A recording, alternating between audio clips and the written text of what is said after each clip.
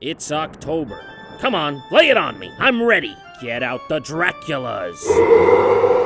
The Frankensteins. The skeletons with the gun in their hands. Wait, hold on a sec. Maybe scratch that last one. Yeah, I don't think that's a thing. Don't forget about the Scissor Man.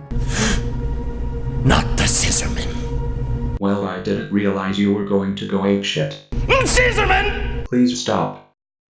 Clock Tower. It's a series best known for the game released on the PlayStation 1, but it actually had its start on the SNES, which most people don't know because it was never released outside of Japan. I've always wanted to try it out, seeing as it is one of the earliest entries into the survival horror genre. Some would say this game pioneered survival horror, but can an SNES game elicit the same kind of terror we associate with such titles as Resident Evil and Silent Hill? Somehow, I doubt it.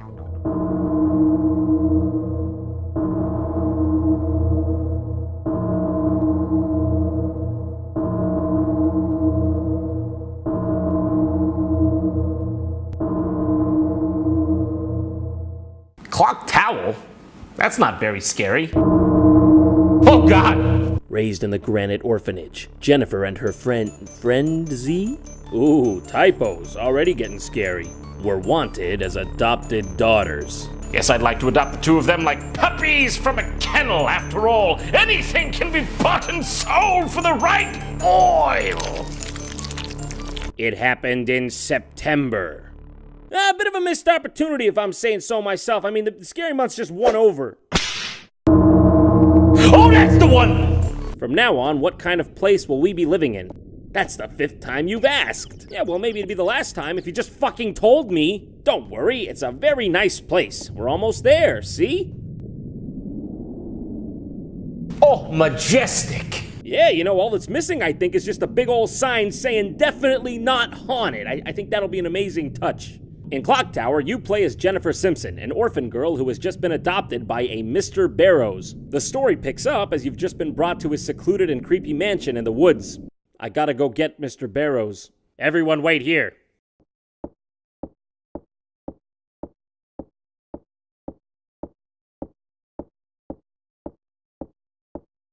You think you can maybe give me an ETA on that? Man, this game sure is off to a slow start. Oh no, that can't be good. A musical change like that can only mean one thing. I gotta get out of here. I ain't gonna be the first to die, I'll tell you that much right now. Locked doors, huh? Well, I don't know where to go. Oh, wonderful, the lights went out. Okay, well, I don't know. I guess I'll just try to go up these stairs. Even though it's gonna take my entire goddamn life. Okay, yeah, there's nothing up here. Oh, look at that, turn the lights back on. Yeah, it's almost like we got somewhere.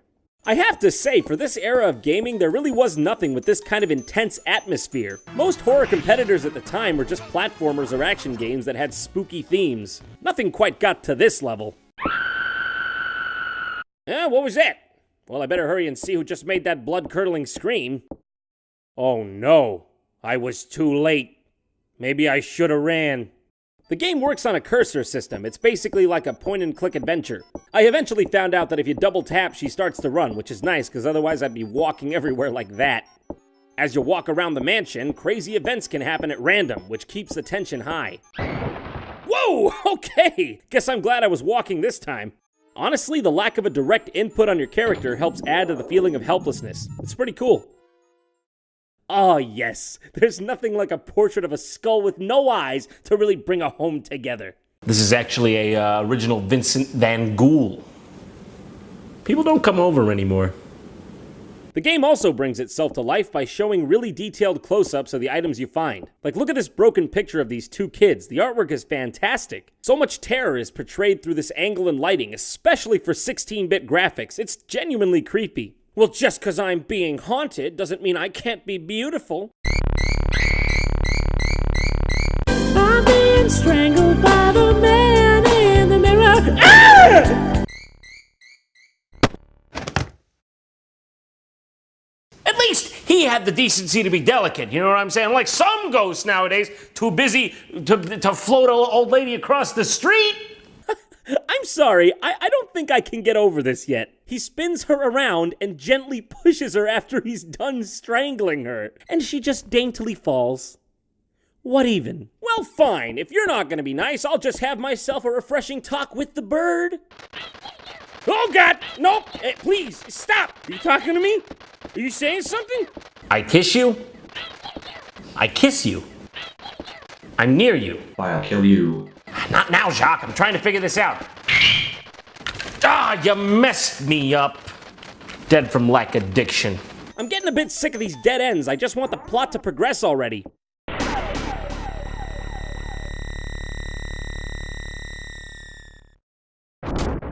Scissorman! You know, I'm having second thoughts about this adoption. I think I'll give you guys a call. Oh my God, I am out of here! But then again, that did look like a bit like Angus Young. But then again, his signature doesn't mean anything if I'm dead! But, you know, I'm a huge AC/DC fan, so I think I'm gonna check one more time just to make sure it wasn't him. What is this person? Is this actually the main enemy of the game? After all this time, all this atmosphere, and our nemesis turns out to be Jay Leno on a schoolboy's body with a serious case of moldy prune face? And what's he using as a weapon exactly? That's hedge clippers. We're not getting around this. Jason had a machete. Freddy had a creepy claw hand. Scissor Man? He's got scissors. That's it. That's the end. That's where it ends. Edward Scissorhands. This is Edward Scissorman. What do? I better grab that shovel. No, wait. Get in the car and get out of here. No, even better. I'll hide up here. Ain't no way his stubby legs are climbing up this ladder. That's right. See you later, buddy. I did not factor in the warp ability. All right, let's try this again. This time, going straight for the car. No messing around. The upstairs? Okay, bad idea. I can see that now. Car, made of steel. Let's go. But the others... Fuck it. As silly as he is, after Scissorman hits the scene, this game becomes 10 times as scary. Every room becomes a trap. Every object becomes a game of deadly trial and error. He can appear literally anywhere at any time, so you better be careful because game over is back to the beginning like it is with these old games. That's almost scarier than the monsters. Other random things can happen too. Okay, well, this is unfortunate. Now I gotta play the rest of the game as Pigpen for the peanuts! Picked up some ham. This'll kill him. It's a swimming pool.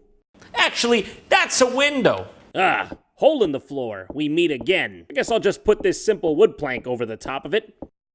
Just a simple plank of wood. Who are you to judge? With everything this game does right, it still suffers from a lot of hiccups that old point-and-click adventures do. For instance, like when you think you figured out the solution to a puzzle, but the game has decided that that is not the way the puzzle is gonna be solved. Which, of course, leads to you having to backtrack and put a piece of ham in your pocket or something, just some obscure tiny object that you paid no mind to. All the way on the other side of the map is the key to progressing. Wouldn't it be funny if someone were like hiding behind the drapes like it was a horror movie or something? Alright! Really? There, Scissorman, what are you, fucking 7? Actually, I think you are 7, aren't you? All right, checks out. Okay, well, maybe I'll just see what's behind these drapes. It couldn't be worse than that nightmare-inducing shit.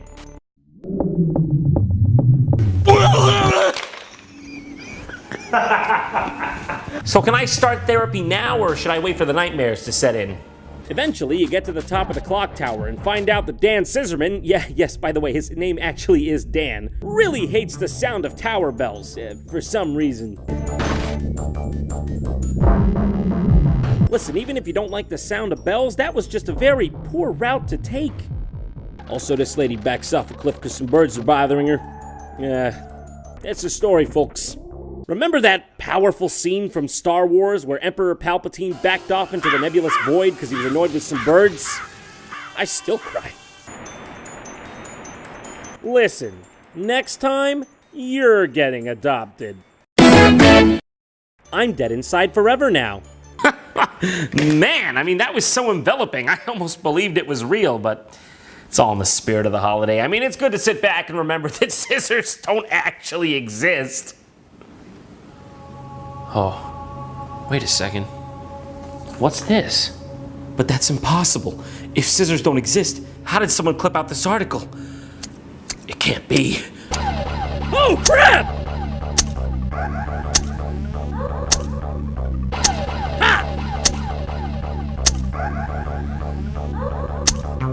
no, that's all I had!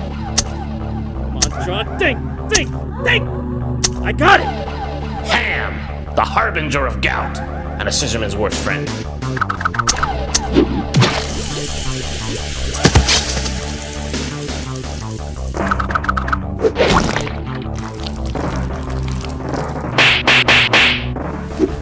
Looks like you're out to lunch.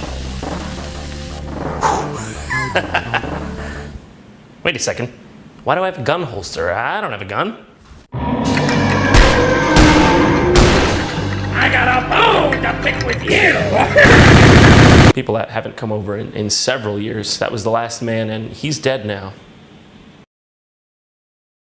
Happy month of Halloween, folks, and thanks for watching the new JonTron. If you want to help support the show, you know the drill. You can sign up for a free 30-day trial at audible.com using my link, audible.com/JonTron. And this month, I'm going to recommend to you, aptly so, The Shining, narrated by Campbell Scott. And like I said, I got a second mouth to feed. This guy over here is basically skin and bones. Or maybe he's just bones. Halloween! Let me show you the true terror of Halloween. This guy at the store was labeled as pumpkin with face. I don't know about you, but I think there's a little bit more going on here than pumpkin with face.